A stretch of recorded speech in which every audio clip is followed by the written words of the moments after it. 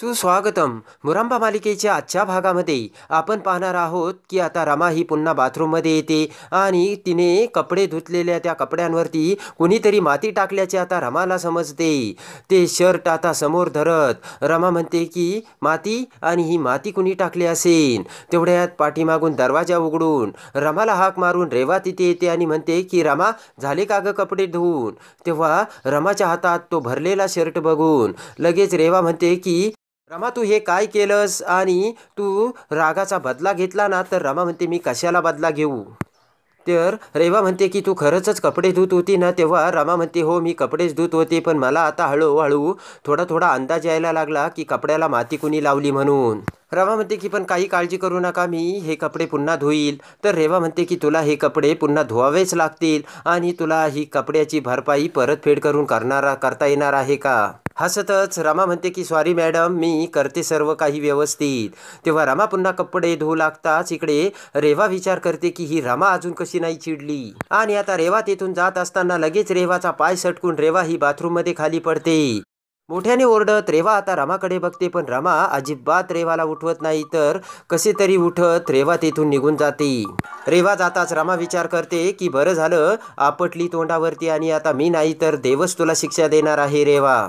तर आता इकडे अक्षय हा ड्रायव्हरच्या वेशात कार समोर कंपनी समोर उभा असतो. तेवढ्यात एक कंपनीचा एम्प्लॉय तिथे येतो आणि म्हणतो की अक्षय सर तुम्ही इथे. तर तेवढ्यात आभ्या तिथे येतो आणि त्याला आतमध्ये पाठवत लगेच आभ्या हा अक्षय समोर येतो. तर दरवाजा उघडून अक्षय म्हणतो की अहो मालक तुम्ही बसा ना. तर आभ्या म्हणतो की अक्षय मला तुझ्याशी काहीतरी बोलायचंय. अक्षय म्हणतो की मालक म्हणून बोलायचंय की बॉस म्हणून.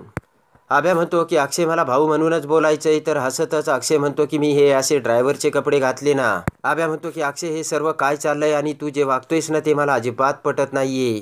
तर अक्षय म्हणतो की मी वागतोय, मला असं वागायला भाग पाडलंय आणि माझा नाविलाज आहे. तेव्हा आभ्या म्हणतो की तुझा नाविलाज नाही तर आपल्या सगळ्यांचा नाविलाज आहे. आभ्या म्हणतो की लग्ना अगोदर रमा तुला पटत नव्हती तरी सुद्धा तुला लग्न करावं लागलं, तर आता हा आपला सर्वांचा नाविलाज आहे. तेव्हा तू रमाला आता सोडून दे, सगळं काही व्यवस्थित होईल अक्षय. तू सुद्धा अक्षय त्यानंतर घरी येशील, नीट राहशील आणि तुला काही त्रास होणार नाही. तर लगेच अक्षय म्हणतो की सोडून दे, आणि तू रमाला बहीण मानत होतस ना. तेव्हा तू आद्याला सांगशील का, आद्या तुझी सक्की बहीण आहे ना, तू नवऱ्याला सोडून दे असं तुझ्या बहिणीला सांगशील का. ते ऐकून लगेच आभ्याला मोठा धक्का बसलेला असतो.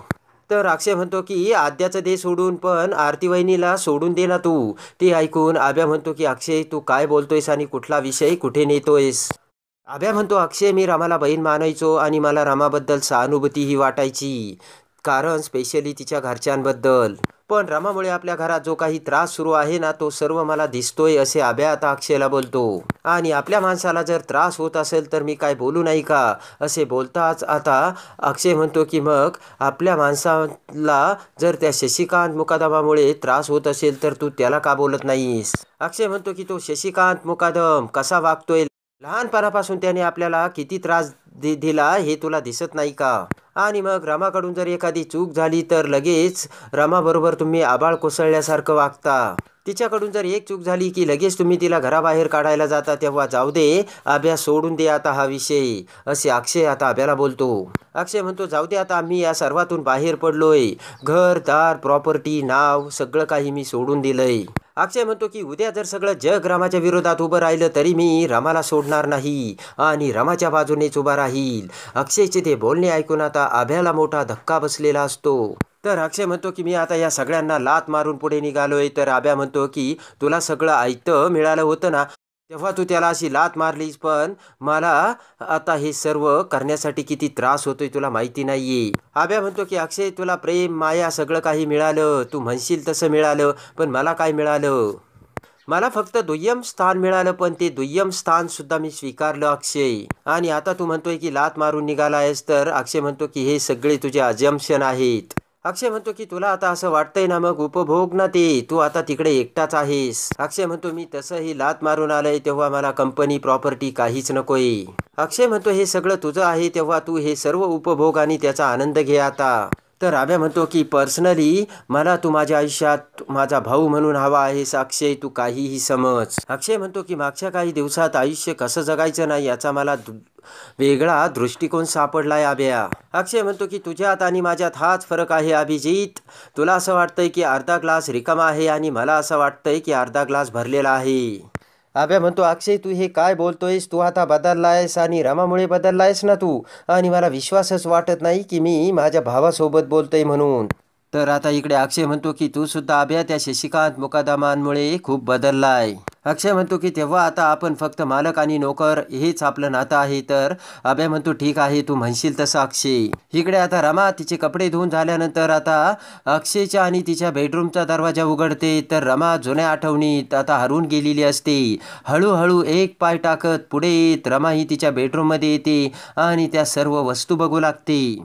आणि रमा लगेच अक्षयच्या फोटोकडे बघून आता रमा ही अक्षयच्या प्रेमात हरवून गेलेली असते. आणि त्याच वेळेस टेबलवर रमाला हा अक्षय आणि रेवाचा फोटो दिसतो. लगेच तो फोटो रमा आपल्या हातात रमा म्हणते की या रेवाने माझ्या शेजारी तिचा फोटो लावला यांच्याबरोबर, असे म्हणत आता रमा तो फोटो खाली ठेवते. त्यानंतर आता रमा कॉटवरती सर्व रेवाचे कपडे बघते आणि पटकन कपाट उघडते. तर त्यामध्ये रमाच्या साड्या रेवाने आता काढून टाकलेल्या असतात आणि रमाच्या कपाटात आता रेवाने सर्व तिचेच कपडे लावलेले असतात. रमा म्हणते की इथे तर माझ्या साड्या काहीच नाहीये आणि सगळे रेवाचे कपडे आहे. रमा कपाट बंद करून विचार करते की हे कपडे म्हणजे माझं सर्वस्व आहे आणि आमच्या आयुष्यातले प्रेमाचे क्षण या कपड्यांमुळे आम्ही जपलोय.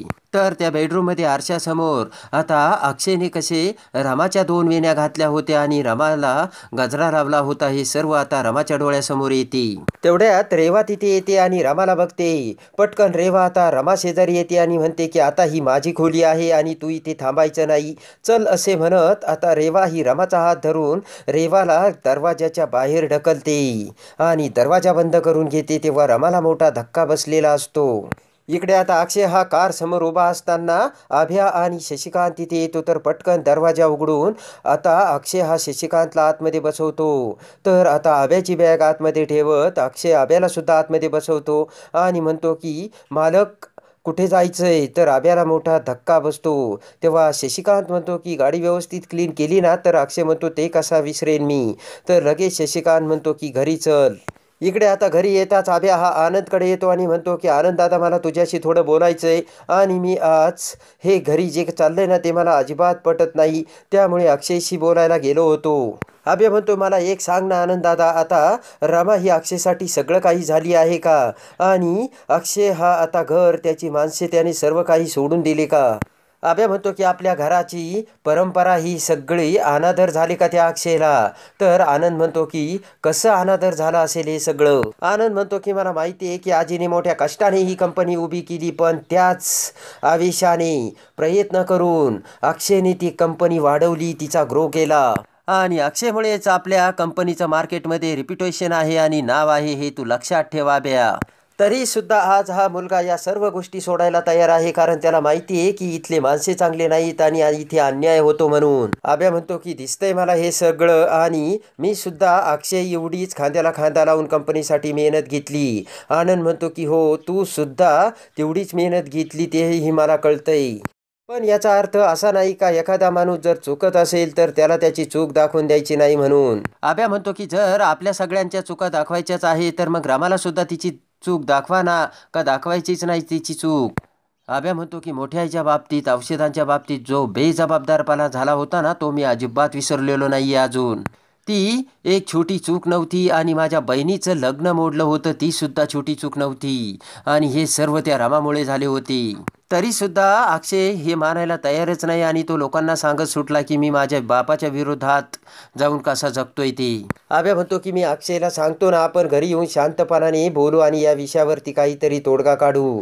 तर आनंद म्हणतो की आभ्या तुझे वडील इथे नाही आहेत ना म्हणून तू असा बोलतोयस. आनंद म्हणतो की अरे काक्यानं तुला खूप चांगलं वाढवलंय, तर एखाद्याचा बाप असा असेल ना हे तुला माहिती नाहीये. आनंद म्हणतो की आभ्या अजून एक गोष्ट मी तुला सांगतो, आजपर्यंत मी तुला चुलत म्हणून कधी वागवलं नाही, तो माझा सख्या भावंडासारखाच आहे असंच मी आजपर्यंत समजत आलोय.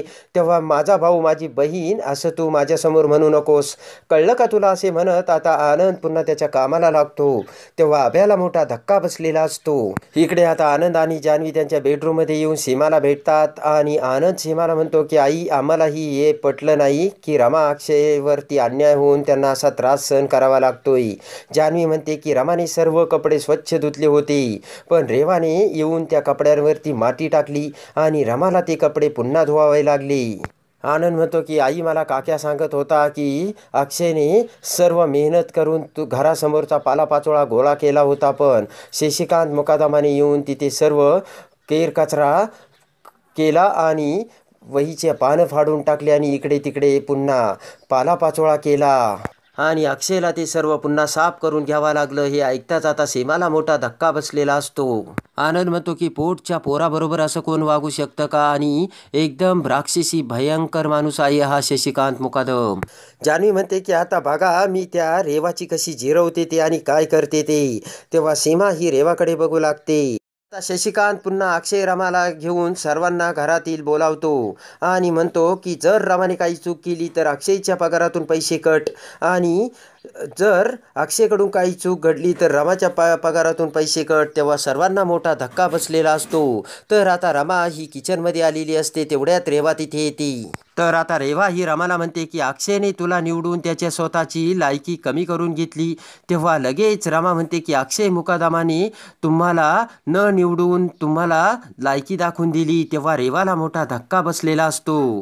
तर आता रात्री रेवा ही तिच्या बेडरूममध्ये असताना लाईट जाते आणि तेवढ्यात दरवाजा उघडून आता कोणीतरी रेवासमोर आता माणसाचा सांगाडा घेऊन आलेला असते आणि लगेच माणसाचा सांगाडा हा आता रेवासमोर येताच भूत असे म्हणून रेवाची भीतीने घाबरगुंडी उडालेली असते आणि आता रेवाला भूताची भीती दाखवून रमाने आता रेवाला यमाचा दरवाजा दाखवलेला असतो. तर आता भीतीने घाबरून रमा ही रेवाला कशी यमाच्या दरवाजात घेऊन जाते हे बघण्यासाठी आणि मुरंबा मालिकेच्या डेली अपडेटसाठी आपल्या चॅनलला लाईक करा, सबस्क्राईब करा.